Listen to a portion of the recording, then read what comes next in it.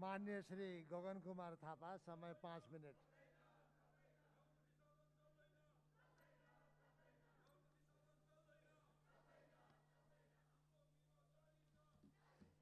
सम्माननीय सभामुख महोदय, यत्रो राष्ट्रिय महत्त्वको विषयमा छलफल चलिरहँदै गर्दा प्रमुख प्रतिपक्षी दल आज सँगै बसेर यो बहसमा भाग लिन पाए हुन्थ्यो भन्ने नेपाली कांग्रेसको चाहना थियो।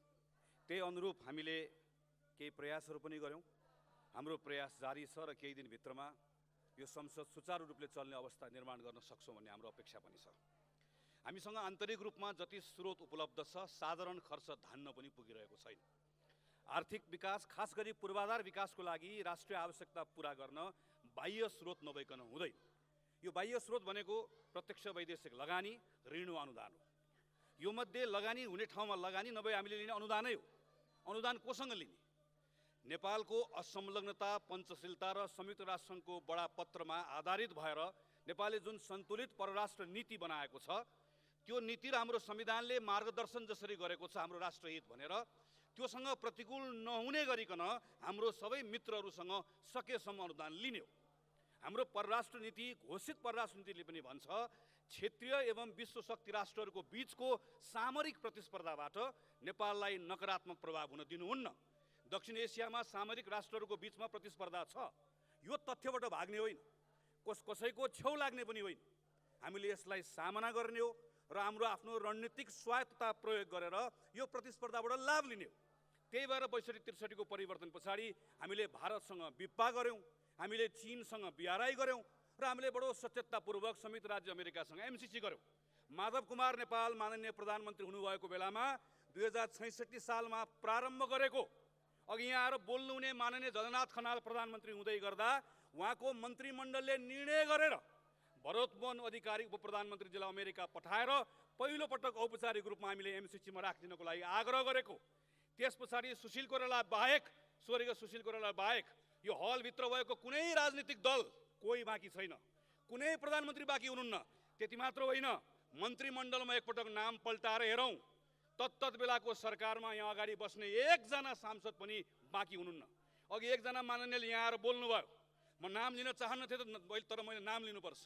मान्य गिरिराजमणि पोखरेलले यहाँ उभिएर यो सम्झौता राष्ट्रघाती भन्नुभयो, तर 2074 साल श्रावण 19 गतेको क्याबिनेटको एकपटक मन्त्री परिषदको उपस्थिति पल्टाएर हेरौँ, त्यही मन्त्री परिषदले पारित गर्दै गर्दा मान्य गिरिराजमणि पोखरेल त्यही मन्त्री परिषदको मन्त्री हुनुहुन्थ्यो।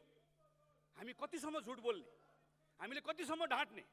हामी आफै पालै पिलो त्यो सरकारमा बसेर आउने राष्ट्रिय प्रजातन्त्र पार्टीको नेता कमल थापादेखि राष्ट्रिय जनमोर्चाको नेता चित्रबहादुर केसीसम्म यो संसदभित्र रहेको नेपाल मजदुर किसान पार्टी एउटा पार्टी बाहेक कुनै पार्टी छैन जो यो 10 वर्षभित्रमा यो मन्त्रीमण्डलमा नबसेको होस्, कुनै न कुनै कुरामा हस्ताक्षर नगरेको होस्। आज हामीले राष्ट्रघाती भन्दै गर्दा पहिला औँला आफैतिर फर्काउनुपर्छ। हामी आफैले बनाएको होइन, हामी आफैले लेखेको होइन, यहाँसम्म डोराएर ल्याएको होइन। त्यसैले सम्माननीय सभामुख महोदय, म आग्रह गर्न चाहन्छु, धेरै झुट नबोलौँ। हामीले यहाँ आएर के भनिदिएका छौँ? संविधानभन्दा माथि हुन्छ भनिदिएका छौँ। यो हदसम्मको हावादारी कुरा गर्ने? नेपालको संविधानभन्दा माथि केही हुन्छ? अनि नेपालको कानुनसँग सन्धिमा भएको कुरा बाजियो भने सन्धि लागू हुन्छ भन्ने कुराको त्यस्तो सन्धि, त्यस्तो कानुन यही संसदबाट कतिवटा पारित गरिसकेका छौँ। एकजना मान्यले आएर के भनिदिनु भयो? यो कानुन अनन्तकालसम्म लागू हुन्छ। यस्तो पनि हुन्छ? यहाँ बोल्दै गर्दा सुन्ने एउटा जनतालाई के लाग्छ? ए हो रहेछ, यो त अमेरिकाको कानुन अनन्तकालसम्म लाग्ने रहेछ। अहिले गएर अरुण 3 को सम्झौता पल्टाएर हेर्नुहोस् त, मेलम्चीको सम्झौता पल्टाएर हेर्नुहोस् त। सबै सम्झौताको स्ट्यान्डर्ड फर्मेट होइन यो कि एउटा सम्झौता सकिसके पछाडि केही समयको लागि केही कानुनहरू सक्रिय रहन्छन् भन्ने कुरा यो हाम्रो स्ट्यान्डर्ड प्र्याक्टिस होइन। हामीले के भन्दैका छौँ? लेखा परीक्षण गर्न पाइँदैन। लेखा परीक्षण गर्न थालेको कति वर्ष भयो? अस्ति भर्खर संसदमा ठोकेर बजेट पास गरेको होइन? त्यही बजेटमा लेखा परीक्षण गरेको कुरा थिएन। मेलम्ची खानेपानी विकास आयोजनाको नाममा सिन्धुपाल्चोकमा जग्गा छैन। अनि यो एमसीए को नाममा जग्गा भनेको, एमसीए भनेको त्यही मेलम्ची खानेपानी विकास आयोजना जस्तै एउटा विकास समिति होइन। यसको नाम रातोमाटे बुटवल प्रसारण लाइन आयोजना राखेर एकपटक पढेर हेरौँ त कस्तो देखिन्छ। यसरी हामीले अहिले एकजना मान्यले के भन्नुभयो?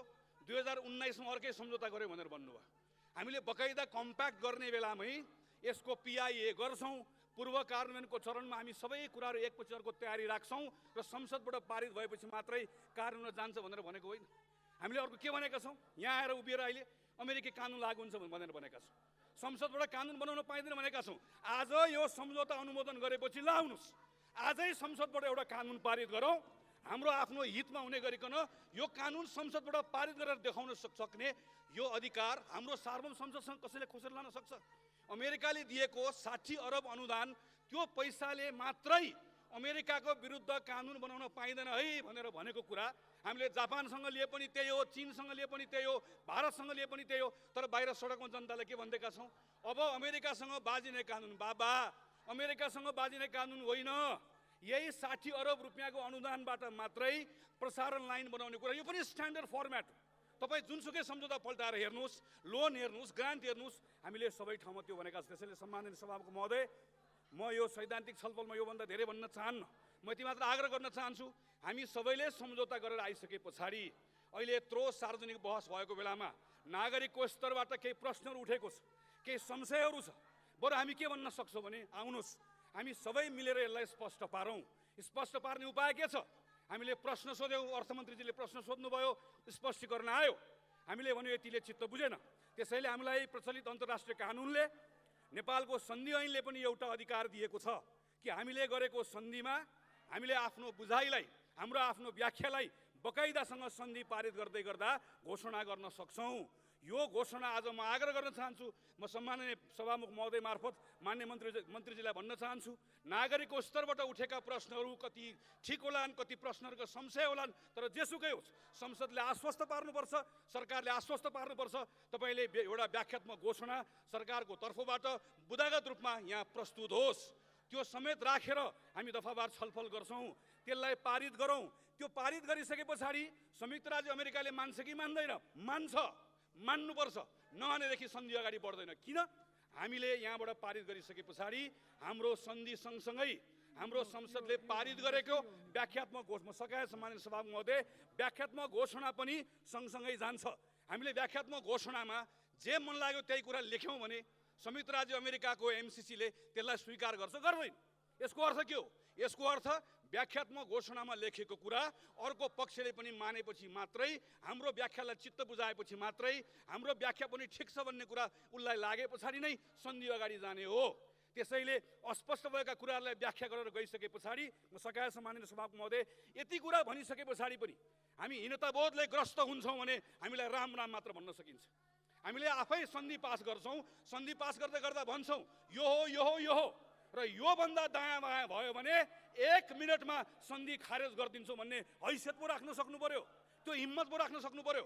सन्धिमा लेखिएको भन्दा एउटा अक्षर पनि तलमाथि भयो भोलि, सन्धिबाट सृजना भएको दायित्वभन्दा एउटा पनि दायित्व सृजना गराउने कोसिस भयो भने नेपालले एउटा दायित्व पनि बोक्दैन, त्यही क्षण नेपालले सन्धि खारेज गर्छ भन्ने सङ्कल्प पो हामीले गर्न सक्नु। त्यसैले सम्माननीय सभामुख महोदय, म आग्रह गर्न चाहन्छु सरकारलाई प्रस्ताव ल्याओस्। मलाई विश्वास छ प्रतिपक्षी दल आज राजनीतिक कारणले हामी सँगै बसेर छलफलमा भाग लिन सकेको छैन, तर पूर्व प्रधानमन्त्री सम्माननीय केपी शर्मा ओलीले ल्याउनु भएको प्रस्ताव आज यही संसदमा हामीले पारित गर्ने भनेको त्यही हो। आफ्नै प्रधानमन्त्रीले ल्याउनु भएको प्रस्तावको पक्षमा ऊ पनि उभिन्छ भन्ने मेरो विश्वास हो। म अन्त्यमा आग्रह गर्न चाहन्छु, यो पारित गरौँ। एमसिसीसँग 60 अरब लियौँ, अब चीन जाउँ, चीनलाई गएर भनौँ अमेरिकाले 60 अरब दियो, बिआरआई अन्तर्गत 70 अरब दियो भनेर भनौँ। अनि भारत जाउँ, भारतलाई गएर भनौँ उसले 60 दियो, 70 दियो, हामीलाई 80 दियो भनेर भनौँ। सबैको ल्याउँ, सँगै बसौँ, छलफल गरौँ, काम गरौँ। देशको पक्षमा काम गर्दै गर्दाखेरि यहाँ कसैले कसैलाई, सबले सबलाई हामीले देखेका छौँ, चिनेका छौँ। यहाँ कसैले कसैका बारेमा म तितो बोल्न चाहन्न, म यति मात्र आग्रह गर्न चाहन्छु, यो विषयका सन्दर्भमा हामीले आज सडकमा उत्रेका जनतालाई कसैले दोष लाएर हुँदैन।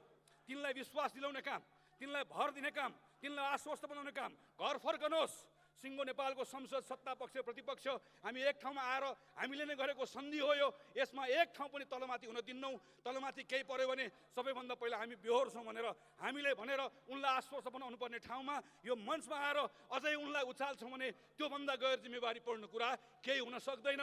मन्त्री परिषदमा आफै बस्ने, हिजो आफै निर्णय गरेर आउने, अनि यहाँ आइसके पछाडि अहिले आएर लाज नमानिकन, सङ्कोच नमानिकन भन्छौँ भने हामीभन्दा गलत कोही हुन सक्दैन। त्यसैले सम्माननीय सभामुख महोदय, म एकपटक फेरि अन्त्यमा आग्रह गर्न चाहन्छु, यो सन्धिलाई अगाडि बढाउने क्रममा उठेका प्रश्नहरूको व्याख्यात्मक घोषणा इन्टरप्रेट गर्ने इन्टरप्रिटेटिभ डिक्लेरेसन सरकारले ल्याओस्, त्यो सहित छलफल गरौँ, त्यो सहित मात्रै यस सन्धिलाई पारित गरौँ। यसको लागि आग्रह गर्न चाहन्छु। धन्यवाद। जय नेपाल।